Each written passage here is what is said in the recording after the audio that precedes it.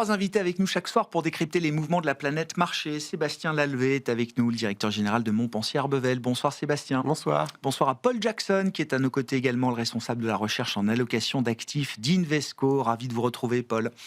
Bonsoir Grégoire. Et Hervé Goulet-Kerr nous accompagne également, Senior Economic Advisor d'Accuracy. Bonsoir Hervé. Bonsoir Grégoire. Un mot peut-être du schéma économique pour 2026. Hervé, je parle notamment des États-Unis. On avait 3% d'inflation en octobre en rythme annuel. On tombe autour de 2,5, 2,6 pour l'inflation cœur selon la dernière mesure publiée cet après-midi pour le mois de décembre.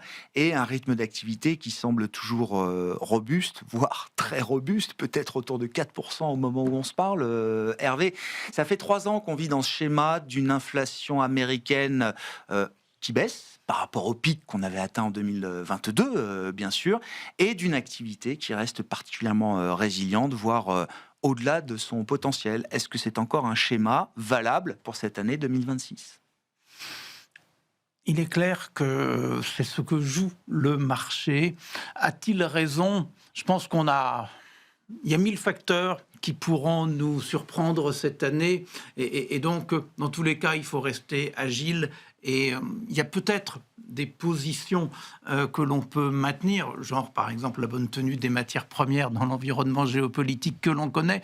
Sur l'économie américaine, il faut sans doute faire preuve de plus de prudence. Mais dans les chiffres que vous donnez, c'est vrai que c'est plutôt une bonne surprise du côté des prix, pas tellement sur le facial, c'est-à-dire une inflation entre 2,5 et 3. Bon, alors, il y a un peu de volatilité, mais on est plutôt sur une horizontale, en sachant en plus qu'avec les problèmes de statistiques, il y a une partie des promotions du Thanksgiving Day qu'on a retrouvé dans les chiffres de décembre. Donc, sur la partie marchandises où ça accélérait un peu à cause des taxes à l'importation. Bon, là, ça paraît ralentir, mais c'est peut-être aléatoire. Non, c'est si on fait un pas en arrière, du côté de l'inflation, quand on regarde la formation des coûts unitaires, donc les salaires moins la productivité, on est sur quelque chose autour de 1,5%. 1,5%, c'est un point en dessous du jalon bas de la tendance actuelle des prix à la consommation. Et ça soulage.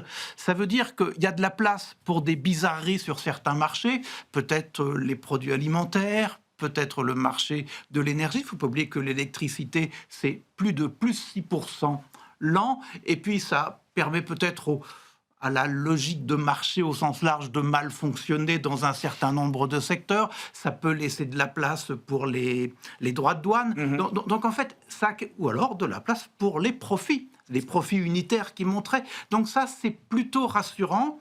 Et si on dit qu'on est dans un régime stabilisé, on dirait il y a surtout de la place pour les profits. Et là, on voit bien la petite lumière qui s'allume du côté des marchés actions. Donc de ce côté-là, c'est pas complètement acquis, mais le message est rassurant. Du côté de la croissance, il y a la productivité. En fait, on est en train de revenir sur la tendance post-grande crise financière, post-2007-2008, autour de 2% l'an. Et ça, c'est quand même pas mal. Et ça permet d'absorber une partie du ralentissement de l'emploi. Il ne faut pas oublier en temps normaux, on fait 200 000 créations d'emplois par mois. On est plutôt, dans le meilleur des cas, à 50 000. Et voire encore, zéro. Oui, c'est ça. Voire zéro. Exactement. Ça dépend quelle moyenne on fait. Et donc, alors, on n'est pas à 4% de croissance. On ne peut pas extrapoler 4, mais on peut au moins extrapoler 2, extrapoler un peu plus que 2. Et au royaume des aveugles, les borgnes sont rois. Et 2 aux États-Unis, c'est plutôt pas mal. Donc, je dirais, la macroéconomie, elle console, au moins, à défaut de rassurer. Après, pour les marchés, ce qui va être très important, c'est ce qui va se passer du côté de la Banque centrale, de la politique monétaire, voilà. Et alors, petite parenthèse, on peut s'y attarder, mais la fonction de réaction de la Réserve fédérale américaine est déjà polluée pour un bon moment avec ce débat et ces positions autour de l'indépendance de la Réserve fédérale américaine. Quel que soit le candidat de Trump, quelle que soit la nomination et la validation du successeur de Jérôme Powell, il devra quand même montrer un degré d'indépendance vis-à-vis de la politique? Ça va perturber la fluidité de la décision de la Réserve fédérale américaine pour un certain temps encore? Je pense que c'est perturbant à un titre. Alors, il faut faire un peu d'arithmétique élémentaire. Au comité de politique monétaire, il y a 7 représentants du board à Washington, et puis il y a les 8 présidents de district dans le pays, dont 5 sont votants. Et la stratégie de la Maison-Blanche, tout à fait visible, c'est d'avoir une majorité qui lui est ralliée parmi les membres de Washington, 4 sur 7. Alors aujourd'hui, la Maison-Blanche doit se dire « j'en contrôle 3, il faudrait que j'en contrôle 1 ». Ils n'ont pas pu virer Madame Cook. Et donc, l'affaire n'est pas terminée. Non, l'affaire n'est pas terminée, mais est-ce qu'il y a une solution de remplacement avec le président? Donc ça, c'est une dimension. Et l'autre dimension dont on parle moins, c'est les présidents de district. Ils sont 8. Sur les 8, à peu près, il y a 5 jeunes et 3 vieux.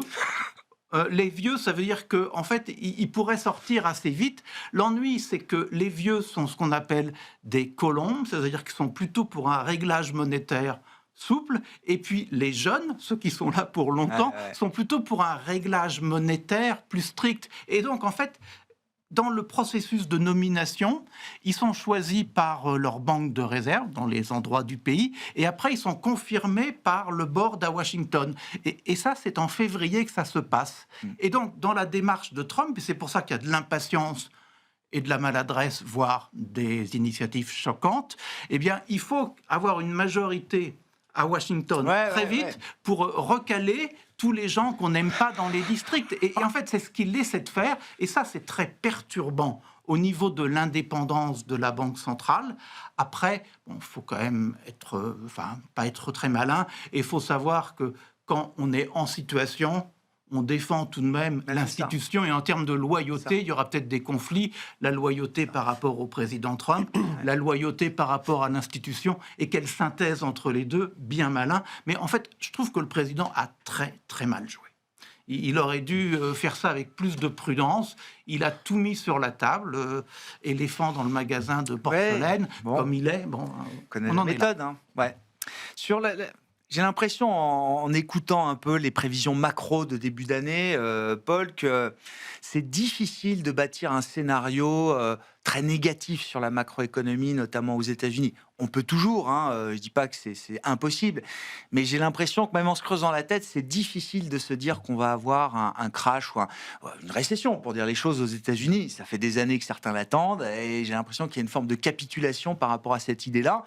Est-ce que vous êtes d'accord avec ça? Et si le risque n'est pas dans l'économie, est-ce que les risques principaux pour 2026 sont plus dans les marchés, alors peut-être? Moi, je dirais d'abord que le président et les républicains, ils ont fait le maximum pour enclencher une récession en 2025. Et malgré ça, ça n'a pas fonctionné. Ils n'ont pas réussi. Encore un échec de Trump, c'est ça? Ils n'ont pas réussi. Donc, je doute qu'en 2026, qu'il y en aura. Je crois que probablement, il y aura une accélération dans l'économie américaine, comme dans la plupart des économies ailleurs, avec la baisse des taux d'intérêt depuis quelques années, croissance de revenus réels. Il y a des impulses fiscales dans certains endroits, pas forcément aux US pour l'instant. Mais je crois que l'économie mondiale sera en accélération. Mais je me méfie un peu des chiffres américains, pas parce que je dirais qu'ils sont de mauvaise qualité, mais en termes de croissance du PIB, la croissance de 4% qu'on vient de témoigner, pour moi, ça c'est un rebond après la faiblesse dans la première partie de 2025. D'accord. Et je crois qu'on a besoin d'attendre pour voir comment les choses se stabilisent. Et donc, en disant ça, je me méfie aussi un peu au sujet de croissance de productivité. D'accord. Parce que la productivité, c'est très cyclique. Ouais. Quand il y a un rebond économique, forcément, il y aura un rebond de croissance de productivité. Et si la croissance baisse, il y aura une baisse dans la croissance de la productivité.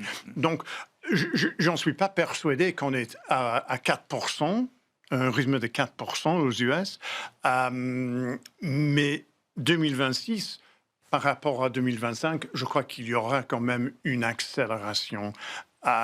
Et avec ça, pour moi, c'est difficile à imaginer une bourse américaine qui irait vraiment mal. Fortement à la baisse. Ceci dit, je pense que, encore une fois, les actions américaines vont sous-performer. Ouais. Oui, c'est ça. Donc le schéma, le playbook de 2025 reste encore valable du point de vue de l'investissement. On a plutôt envie de profiter au maximum de ce qu'on peut des opportunités d'investissement en dehors des États-Unis. Ça ne veut pas dire qu'il faut quitter les États-Unis, bien sûr, mais c'est un nouveau champ quand même pour l'investisseur qui s'est ouvert. Ouais. Et je crois à l'intérieur du marché américain, les choses sont en train de changer aussi. Oui, c'est ce que je rappelle là depuis quelques jours. Quand on regarde le bilan 2025, les Mag 7 sous-performent le S&P 500 l'an dernier et le S&P 493 se retrouve à faire une meilleure performance que les Mag 7, je crois, dans leur ensemble. Et je crois que parmi les Mag 7, il y en a 4 avec une performance moins de 15%. Oui, c'est ça. Ouais. Je crois qu'il y en a 2 à peu près qui sont Nvidia et qui j'oublie. Google. Et Google, Alphabet, c'est les plus sûr, grosses, qui font mieux. Mais c'est les plus grosses. Qui font mieux, Microsoft, Amazon étant un peu en retard. Mais ça veut dire quand même que la philosophie de l'investisseur, là, c'est de rester pro-risque pour 2026. Oui. Et en fait, pour moi, ça c'est un des risques. Il y a un consensus. Consensus qui est assez important à ce sujet. Ouais. Bon, vos commentaires sur ces aspects un peu de perspective, Sébastien, et puis spécifiquement sur l'Europe et les bourses européennes, qui ont connu un très beau parcours en 2025, mais un parcours qui a été généré essentiellement, voire totalement, par de l'expansion de multiples. En Europe? Oui. Je parle en Europe. Oui, bien sûr. Ouais. Mais est-ce que les moteurs de performance qui continueraient d'alimenter la progression des prix des actions européennes, est-ce que ces moteurs peuvent être un peu différents? Ouais. Déjà, je ne suis pas économiste, mais sur la croissance US, ce que j'ai compris de la croissance attendue en 2026, c'est qu'elle dépendait beaucoup de la baisse des taux et de l'IA, de l'impact. Oui, non, mais de l'impact fiscal aussi. Oui, d'accord. D'ailleurs, les rumeurs diraient que Trump remettrait un chèque aux électeurs qui n'ont pas l'intention de voter pour lui pour les midterms, parce que ça paraît mal embarqué, et qu'il fera ça. Donc la conso, elle est aussi soutenue par l'impact fiscal. Hein, donc ça, faut pas l'oublier. Hein, voilà. Alors sur les marchés, alors effectivement, entre les États-Unis et l'Europe, il s'est passé 2 choses différentes en 2025. C'est qu'en 2025, la croissance US s'est faite par croissance des résultats. Et si on regarde ce qu'on attend pour 2026, on attend à nouveau, je crois que sur le S&P, 12% de croissance des 12% de croissance des EPS. Et c'est ce qu'ils ont fait. Ils ont fait 10 l'année dernière. L'Europe a fait 0. Et la croissance des marchés européens s'est fait uniquement par re-rating, donc par expansion multiple. Parce que, et le problème qu'on a aujourd'hui, c'est qu'au niveau des multiples, on est à peu près sur la plupart des marchés sur des niveaux historiquement élevés. Donc en fait, on se dit que pour que 2026 se passe bien, il faut une continuation du re-rating en Europe, mais avec des multiples qui sont plus si pas chers. Et aux US, on est déjà sur des niveaux très élevés. Alors, quand on a dit ça, le marché directeur, ça reste les États-Unis, et 50% des EPS et des résultats en 2025, c'était les Mag 7. Et je crois que c'est 40% de la CAPI et 31% des résultats en consolidé. Donc, et qu'on attend à peu près 400 milliards, 600 milliards de CAPEX. Ouais, ça accélère. Oui. 600 milliards de CAPEX. Donc, il faut qu'ils les fassent. Donc, sur cette partie-là, il n'y a pas, je crois que c'est 400 sur les gros hyperscalers. C'est si on utilise Stargate et OpenAI et ainsi de suite, on est encore dans les 600. Donc, ça dépend quand même beaucoup d'eux encore. Et là-dessus, on sait que c'est une révolution, mais le seul sujet que j'ai avec ça, c'est j'ai écouté des gens qui, il y a 3 mois, m'expliquaient qu'NVIDIA est un monopole. Aujourd'hui, je crois que la part de marché de Google et des TPU sur le marché des chips, c'est peut-être plus de 20%. Donc, ça bouge vite. En fait, le problème que j'ai avec tous ces sujets-là, et notamment NVIDIA, c'est qu'on est c'est de la techno. Les monopoles n'existent jamais. La concurrence va toujours plus vite que ce qu'on imagine. Moi, mon problème, c'est pas qu'ils fassent leur CAPEX, c'est qu'ils n'ont pas déçu depuis combien de temps 4 ans, Ça fait 4 ans que c'est que comme ça, qu'on passe notre temps à réviser en hausse. C'est beat and raise. Et que c'est beat and raise constant. Et l'histoire de la techno me dit que ça n'existe pas. Donc mon problème, c'est pas que ça s'effondre, ça ne s'effondrera pas, mais c'est que ça déçoit. Et le marché est volatile, versatile, oublie tout le temps ce qu'il a adoré. Et ça décevra, je veux dire, c'est des maths. Hein. Donc le risque pour moi, c'est ça. Donc diversification en dehors de la tech et des US. Et en plus, on a juste un petit sujet qui s'appelle le dollar, qui va... donc une fois encore, je ne suis pas économiste, mais là, le consensus sur le dollar n'est pas vraiment haussier. Et je crois que la plupart des gens qui étaient investis sur le marché US et qui n'avaient pas hedgé, leur perf net, elle n'était pas terrible, en fait. C'est moins 10% de moins. Et donc voilà. Et donc ça ne va pas s'arranger probablement en 2026. Donc la diversification en dehors des US n'est pas idiote. Alors après, au niveau européen, la bonne nouvelle, c'est qu'en Europe, comme vous l'avez dit, ça a pas mal marché, mais c'est concentré sur peu de secteurs, la défense et la banque, et les financières notamment. Et donc ça veut dire qu'il y a plein de secteurs qui n'ont pas tellement marché. Nous, on pense qu'il y a notamment des choses intéressantes dans les valeurs de qualité. La qualité, la belle boîte de qualité qui a beaucoup d'irrité depuis 3 ans avec la hausse des taux. Le marché a été excessif en sanctionnant, alors ce qui a fait la fortune des gestionnaires d'actifs pendant des années, Sébastien, mais c'est vrai que cette quality growth, comme on dit, elle a sous-performé comme jamais là au cours des derniers mois, trimestres. En fait, le vrai sujet, c'est que pendant très longtemps, la concentration, enfin entre guillemets, faire son job de gérant diversifié était contre-productif parce qu'il fallait être super concentré sur une thématique hyper fine, avec très peu de noms. Et que c'est pour ça que les trackers aussi marchent très bien, parce que seuls les trackers arrivent véritablement à répliquer les indices dans vu leur poids. Il n'y a aucun gérant, il n'y a aucun fonds traditionnel qui peut avoir le pourcentage des GAFA ou bien des mêmes d'ASML dans ces indices. Donc voilà, donc il faut se diversifier. Nous, on pense qu'il y a des secteurs passionnants, comme par exemple la santé, qui n'a jamais été, qui aujourd'hui est un pic de décorrélation entre les perspectives de croissance et la valorisation. Donc ça, on trouve ça extrêmement intéressant, notamment. Les small et les mid-cap reviennent, elles ont surperformé notamment un peu en 2025, mais elles reviennent avec une véritable décote par rapport au large cap et par rapport au private equity, alors qu'en perspective de croissance, elles sont à nouveau sur des perspectives de croissance supérieures au large cap. Donc les raisons pour lesquelles ça a sous-performé ont disparu. Elles sont, peut-être pour les small mid européennes, ça marche bien aux US, le Russell 2000 remarche bien. En Europe, elles sont bien entendu plus domestiques. Donc il y a une façon de jouer, une espèce de re-souveraineté européenne. Alors, on verra bien. C'est un vœu pieux qui, jusqu'à présent, n'existe pas. Pour l'instant, c'est un objectif. C'est un objectif. Oui. Mais en tout cas, nous, ce qu'on aime bien, c'est présenter tous ces objectifs de souveraineté. Par exemple, les boîtes de défense. Alors, effectivement, ce qui est intéressant avec la défense, c'est que pendant très longtemps, c'était vraiment des boîtes que tu n'avais pas envie d'avoir. Non. Parce que c'était pas forcément très bien géré. Parce qu'il y avait une visibilité qui était compliquée. Parce que c'était que des gros carnets de commandes. Mais avec des commandes entre guillemets non linéaires, ce qui fait que tu avais un gros trimestre, puis un petit trimestre, c'est dur à prévoir, donc les gens n'aimaient pas ça.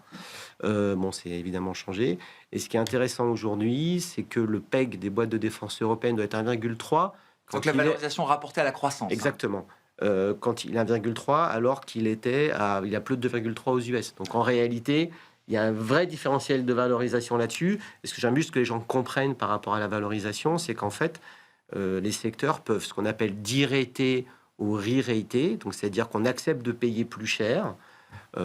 Et des fois, comme dans le cas de la défense, aujourd'hui c'est justifié parce qu'il y a un avant et un après, pour toutes les raisons qu'on sait. Donc il est cohérent, parce que c'est mon côté prof qui ressort aussi, c'est que les multiples doivent être cohérents avec la croissance. À partir du moment où la croissance augmente et la visibilité augmente, il est justifié de payer un peu plus cher en multiples. Donc quand on dit « oulala, la défense ça a beaucoup monté », certes, mais il y a une partie de cette hausse qui est justifiée par ce new normal qu'on déplore, mais qui malheureusement existe et n'est pas prêt, a priori, de s'arrêter. Et par rapport à des US, je vous incite à regarder la vidéo de Mark Kelly, qui est un sénateur démocrate, qui a été menacé de cour martiale par Trump et ses acolytes, et qui a fait une vidéo sur comme quoi il se défendrait, et qui est assez, que je vous incite à voir. D'une certaine façon, je pense, entre Powell, la vidéo de Powell Et je pense que le Corporate America et l'Amérique, d'une certaine façon, est en train un peu de se réveiller par rapport aux outrances qu'on a vues. Même au sein du Parti républicain, ça grince un peu quand même aussi, hein, il faut le dire. Sur Powell, les républicains sont pas prêts à valider n'importe quel successeur de Jérôme Powell à n'importe quel prix. Enfin, il y a cette idée-là aussi, y compris dans le camp républicain. Juste économiquement, les solutions faciles n'existent pas, sinon la France aurait un PIB en croissance de 5% par an. C'est le déficit qui est 5%, c'est pas la croissance. Non, mais ça nous amène à dire un mot de cet interventionnisme débridé. Alors, avec le visage la méthode d'un Donald Trump, on a l'impression que c'est l'apanage des États-Unis, mais cet interventionnisme, on le voit partout, y compris dans une certaine mesure en Europe aussi. La commande publique vient nourrir le secteur de la défense, les groupes de défense. Et puis, on le voit désormais aussi à nouveau, j'ai envie de dire, au Japon, Hervé. Après les 3 flèches de Shinzo Abe, les Abenomics, on a une nouvelle première ministre qui semble vouloir profiter du momentum politique pour, je sais pas, renouer toujours plus avec l'idée d'une croissance japonaise. Alors, il y a deux points. Commençons par le Japon, c'est le plus conjoncturel, mais il y a l'interventionnisme et le changement d'époque que l'on vit. Et changement d'époque et marché boursier, c'est quand même une vraie question, quoi. Le Japon, oui, on a l'impression que la nouvelle première ministre veut rejouer l'expérience Abe et donc les Abenomics dans un environnement qui est quand même assez différent à un double titre. Le premier titre, eh bien, c'est les prix. On a quand même une accélération des prix au Japon avec le sentiment que, comme les salaires sont en retard sur les prix, on va enclencher une espèce de boucle prix-salaire. Alors, est-ce que les gains de productivité vont suivre? On n'en sait rien. Mais bref, l'inflation, c'est une autre histoire que celle de Abe, et les taux d'intérêt, c'est une autre histoire. Pauline nous rappelait tout de même l'évolution, et c'est vrai que la pente sur la partie longue de la courbe est quand même assez marquée. C'est la courbe la plus pentue du G7 ou du G10 même, le Japon. Hein. Donc, à ce titre-là, politique monétaire, on n'est plus dans les Abenomics. Politique budgétaire, elle veut nous dire qu'on est dans les Abenomics, mais en fait, on n'y est plus. Et on voit bien que la préoccupation de tout un chacun sur les dettes publiques est une préoccupation qu'on n'avait pas il y a 15 ans. Et puis, troisièmement, il reste la flèche structurelle, mais qui est la flèche la plus compliquée à manier. Et aujourd'hui, on voit bien que dans la flèche structurelle, elle la manie avec un populisme certain, qui est sans doute pas le meilleur moyen d'améliorer la situation économique du pays. Sur fond quand même de lassitude par rapport au PLD, au Parti libéral-démocratique, sauf 2 fois pendant 2 ans au pouvoir depuis que les Américains ont remis le pouvoir aux Japonais. Donc en fait, la brave dame, elle se dit, dans les sondages, je suis bien placée, j'ai une fenêtre. Mais alors, c'est ce que les sondages lui disent, mais si on voit l'image plus large du Japon et du Japon dans le monde aujourd'hui, en n'oubliant pas que les Chinois font des misères aux Japonais et que, en termes économiques, ça coince aussi. Bref, tout ça, je pense que la bourse qui s'agite. Alors entre la bourse et le yen, je préfère le message du yen, moi. Je trouve que on nous dit au Japon, il y a quelque chose d'hétérodoxe, il y a quelque chose de populiste. Est-ce que l'économie en tire ses marrons? C'est peut-être pas sûr. Et puis, fondamentalement, on voit bien que, et le message est dans une large partie américain, que la phase néolibérale qu'on a pu critiquer en termes social, en termes politiques, mais qui en termes économiques avait quand même apporté des fruits plutôt sucrés, des résultats, un partage de la richesse créée dont la bourse a profité. On est quand même en train de passer à autre chose et le couple des dépenses publiques qu'on revoit toujours à la hausse et d'une dette publique qui, elle aussi, on revoit toujours à la hausse, nous dit quand même des choses sur les impôts, sur les prélèvements. Et donc, là où il y a des poches bien garnies, il y aura des mains de l'État dedans. Et donc, il faut quand même prendre cela en compte. Moi, je trouve que on est face à des tas d'enjeux. Alors Edgar Morin parlait de polycrise. Il y a des crises partout et puis on a du mal à comprendre les interactions entre toutes les crises. Et on a un monde financier, un monde des marchés qui marche un peu comme si c'était hier, mais c'est plus du tout hier. Donc, on peut extrapoler à court terme parce qu'il y a de l'inertie, mais il y a un moment où il faut se dire ça marche différemment et les anticipations qu'on doit faire, faut les construire autrement. On sent bien que le marché essaye de tâtonner quand même pour mettre un prix sur ces changements, les conséquences de ces crises, etc. Mais c'est pas évident. Ça se fait pas non plus en un claquement de doigts, j'imagine. Et juste un point, on voit bien que l'administration Trump l'a parfaitement compris parce qu'elle fait tout ce qu'elle peut pour avoir les mains libres et faire en sorte que les taux d'intérêt à long terme ne montent pas. Ouais. Voilà, donc, oui. Bon, il y a de l'ingénierie derrière tout ça qui permet effectivement quand même de contrôler, comme on dit, la courbe des taux. Je veux bien un petit commentaire sur le Japon. Est-ce que c'est une zone d'investissement qui vous plaît pour 2026, Paul ? Dans mes allocations, je suis surpondéré sur les actions japonaises, mais je suis d'accord. D'abord, l'économie, les indications sont, pour moi, ils sont un peu dans tous les sens. J'ai pas une vision claire qui me dit que oui, l'économie japonaise vraiment il y a une accélération, il y a une croissance forte. Je ne vois pas. Donc je dirais oui, il y a de la croissance, mais c'est un peu comme en France. Il y a de la croissance, mais c'est pas très dynamique. Je suis d'accord.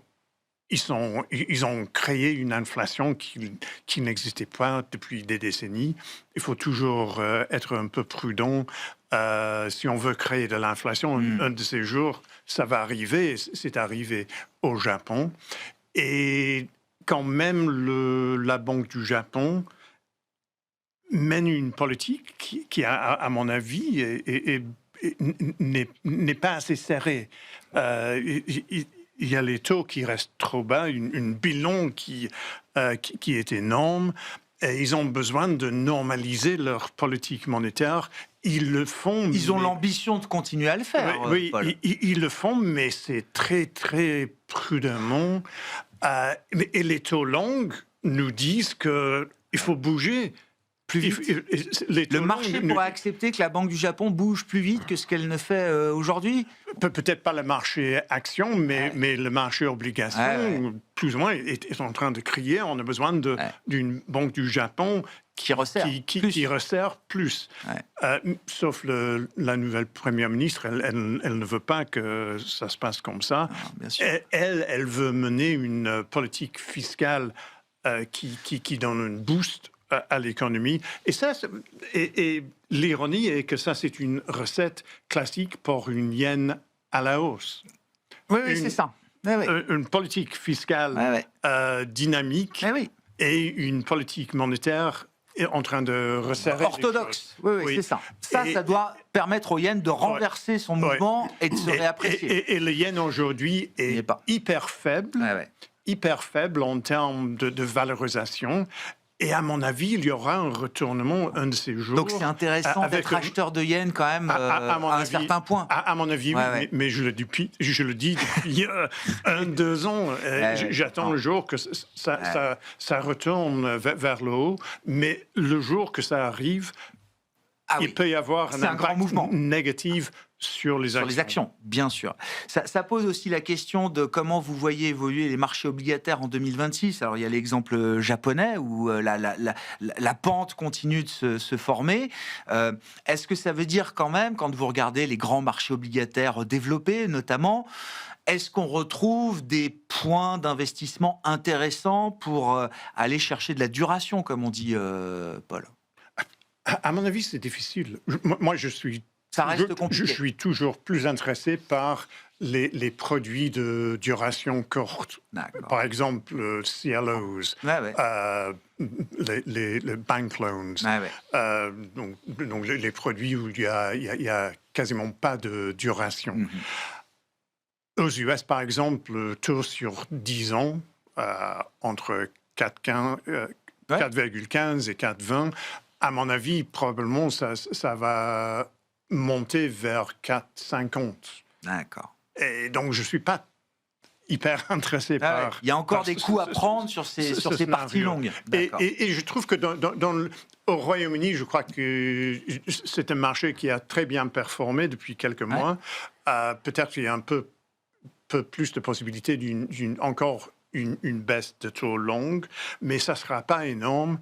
Et ailleurs en Europe, je crois qu'il n'y a pas grand-chose à anticiper. Le Royaume-Uni, petite parenthèse, pays que vous connaissez bien, Paul, a retrouvé un peu de crédibilité fiscale et budgétaire après l'épisode du dernier budget présenté en fin d'année par Rachel Reeves.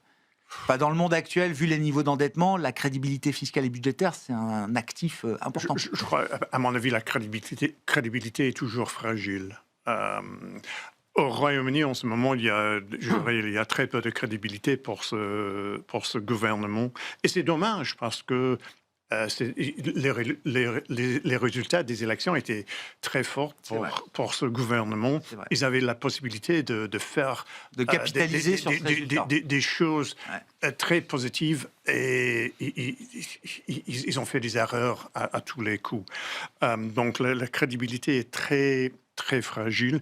Mais encore une fois, en parlant des politiques, de la situation politique au Royaume-Uni, ça peut nous donner quelques, je dirais, peut-être ça doit prévenir des problèmes à venir pour Madame Takaichi, parce qu'il y avait le cas de Theresa May. Oui. Qui a, dans les sondages, elle était très en avance, et donc elle a appelé une élection, et c'était une catastrophe. Et donc, elle avait perdu sa majorité. Donc, ça sera très intéressant au Japon à ce titre. Le Royaume-Uni est un pourvoyeur infini de leçons pour le reste du monde, à tous égards, je trouve. Et depuis longtemps, dit Hervé. Il nous reste quelques minutes, je change complètement de sujet avec vous, Sébastien, mais revenons au sujet de la santé. Vous avez un fonds santé, vous connaissez particulièrement bien le secteur des biotech. Est-ce que Abivax vaut 15 milliards aujourd'hui ? La rectocolite hémorragique. Faut se poser les vraies questions. C'est concret. Déjà, moi, ça m'inspire plusieurs pensées. La première, donc, c'était une société qui était monoproduit et dont le profil a changé extraordinairement avec des publications de résultats qui étaient trop bonnes sur un produit dont il y a un vrai besoin.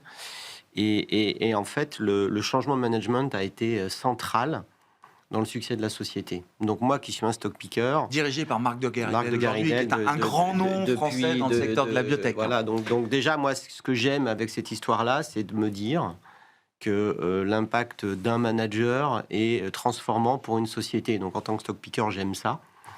Donc voilà, à l'heure de l'IA, me dire qu'un homme ou une femme peut tout changer, je trouve ça chouette. Premier point. Donc oui, c'est un marché qui est énorme, de plusieurs milliards par an, avec un produit qui a donc qui n'est pas encore approuvé totalement, mais qui a une efficacité forte, des concurrents qui sont moins bons, une façon de le prendre qui est simple, c'est une gélule. Donc tout va bien sur un produit qui est voué à faire plusieurs milliards. Donc la question, est-ce que ça vaut 15 milliards ? Moi j'ai regardé les analyses, c'est entre 12 et 20. C'est ce que disent les analystes. La presse a fait écho d'une offre potentielle d'Eli Lilly à 15 milliards. Il y aurait d'autres gens intéressés. Les maths, si le produit est approuvé totalement, les maths le justifient. Et c'est le bon moment. Alors, tout a un prix, évidemment, et rien de tel que le prix pour faire varier les sentiments. Mais c'est vrai que dans la stratégie d'Abivax, c'est ce qui la caractérise et qui la différencie aussi d'un certain nombre de biotech. C'est-à-dire qu'il y a toujours... Non, ce qui la différencie, c'est que ça a marché. Bon, d'accord. Et qu'on prête qu'aux riches. Moi, j'ai le point de départ indispensable. Il faut que le produit marche. Mais ils n'ont jamais voulu partager les revenus. C'est-à-dire, ils ont toujours eu comme objectif. Ils ont fait y passer. Donc la stratégie, à un moment, les a amenés aussi au bord du précipice. Mais les résultats ont été bons, ils ont levé de l'argent, et aujourd'hui, ils sont financés jusqu'à fin 2027. Donc ils ont le temps d'attendre. Mais sans avoir jamais signé d'accord de licence ou de partage avec d'autres grandes pharma. La différence énorme, parce que la France, enfin l'Europe et surtout la France, a eu un vivier de biotech d'extrême qualité, et ce qui les a tués pour certaines, c'est le cash. C'est-à-dire le fait qu'elle levait infiniment moins que les concurrents américains, avec un écosystème beaucoup moins éduqué et un système qui passe du CID, et ainsi de suite, beaucoup plus éduqué aux US et beaucoup plus large, et qui donne beaucoup de temps, en fait. C'est ce que c'est expliqué Stéphane Bancel de Moderna, c'est que ce qu'il a fait, il n'aurait pas pu le faire ici, parce qu'il n'aurait pas eu le temps et les ressources pour le faire. Pour lever 100 millions, quand on est une biotech française, il faut des efforts incommensurables par rapport à ce qu'une biotech américaine doit fournir Donc, pour lever 100 millions. Et dans la biotech, l'argent, c'est le temps, et vous permet d'attendre, et vous permet de vous tromper, vous permet de fine-tuner les choses. Donc voilà, donc là, c'est un succès. Dans tous les cas, c'est une capille. Et c'est le moment pour eux de se vendre? Quand vous passez de 300 millions de capilles à 10 milliards, le moment, est-ce que c'est... Après, on en a l'optimisation. Moi, ce que je retiens en tant qu'observateur, c'est que déjà, ça a boosté tout le secteur. Ouais. Et ça a redonné un peu vie à la biotech européenne et française, à des sociétés merveilleuses comme Selectis, comme Nanobiotics, comme Medincell, comme Valbiotis, comme d'autres. Sur Abivax, je ne sais pas, je ne suis pas dans le secret des dieux. Ce que je sais, c'est que les maths font que le chiffre de 15 milliards ne paraît pas incohérent. En tout cas, c'est si ça correspond au potentiel de vente du produit. Donc oui, c'est quelque chose qui est possible. Et c'est une société française. Ça serait la première sortie par le haut sur une société cotée française de ce niveau-là. Nous avons besoin de totems. C'est-à-dire qu'on a besoin de totems qui inspirent et qui font, qui ensuite... Et c'est une bonne nouvelle pour les Sofinova, pour les Truffle. Ça redonne goût à la bourse derrière pour des boîtes privées aujourd'hui qui vont plus... Deux niveaux. Ça redonne, déjà, ça va donner beaucoup de fric à Sofinova et Truffle et ainsi de suite. Pour réinvestir. Pour réinvestir. Et en tout cas, pour avoir des TRI qui seront capables de relever des fonds, donc pour remettre de l'argent dans le système. Ouais. Donc ça, c'est une très bonne nouvelle. Et donc moi, là-dessus, je suis ravi. Et par rapport à la bourse, après, c'est l'éducation. Il faut qu'il y ait des gérants, des analystes et puis des investisseurs qui comprennent le temps long. Et comme je vous disais, moi, je pense que la santé est aujourd'hui le secteur le plus extraordinaire dans lequel investir parce que c'est celui qui est révolutionné par la technologie le plus. Et donc, que le marché l'a pas encore bien valorisé. En fait, il a été on revient toujours à Trump. Il a été un peu traumatisé par ce que disait Trump sur la pharma, sur le prix des médicaments. C'est la seule fois qu'il a valorisé la France, en disant qu'au moins en France, les médicaments, ils les vendent pas cher. Donc on va faire pareil, mais qu'en France, on les vend tellement pas cher qu'il y a plein de médicaments que nous, Français, n'en avons plus parce que les gens préfèrent les vendre ailleurs. Et au même niveau, c'est un peu le coup de gueule, sur les essais cliniques. La France, qui était un pays où il y avait beaucoup d'essais cliniques, il y en a beaucoup moins aujourd'hui, parce que la réglementation est trop compliquée. Donc on ne fait pas tout non plus dans ce beau pays pour progresser aussi vite qu'on pourrait. On restera sur cette note. Merci beaucoup, messieurs. Merci d'avoir été les invités de Planète Marché ce soir. Sébastien Lalvé, Montpensier Arbevel, Hervé Goulet-Kerr, Accuracy et Paul Jackson, Invesco étaient avec nous en plateau.